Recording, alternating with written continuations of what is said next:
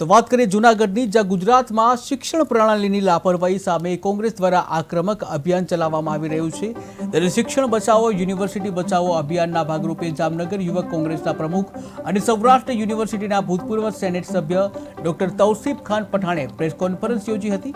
જ્યાં જીકાસ પ્રવેશ પ્રક્રિયાની ખામીઓથી માંડી ખાનગી યુનિવર્સિટીઓને આપવામાં આવેલી અલગ જે સત્તા અને નરસિંહ મહેતા યુનિવર્સિટી સમિત વિવિધ શૈક્ષણિક ગેરવ્યવસ્થાઓ સામે ગંભીર આરોપ મૂકતા તેમણે રાજ્ય સરકારની શિક્ષણ નીતિઓ સામે સવાલ ઉભા કર્યા છે. ત્યારે કોંગ્રેસે આગામી દિવસોમાં યુનિવર્સિટીઓના ઘેરાવની પણ ચીમકી ઉચ્ચારી છે.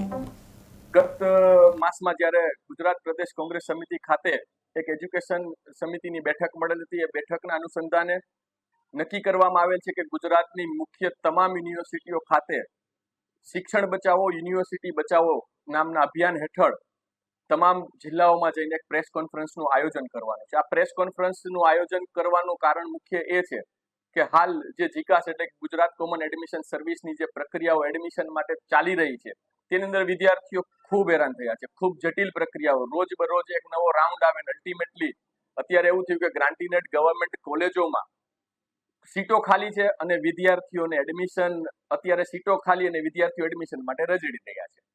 સામેની પક્ષે જોઈએ તો ખાનગી યુનિવર્સિટીના જીકાસ પ્રવૃત્તિમાંથી બાદ રાખવામાં આવી. એ કયા કારણોસર બાદ રાખવામાં આવી એ આજ દિવસ સુધી કોઈ સમજી નથી શક્યું. અને એનાથી ઊંધું એ થયું કે ખાનગી યુનિવર્સિટીઓમાં સીટો ભરાઈ ગઈ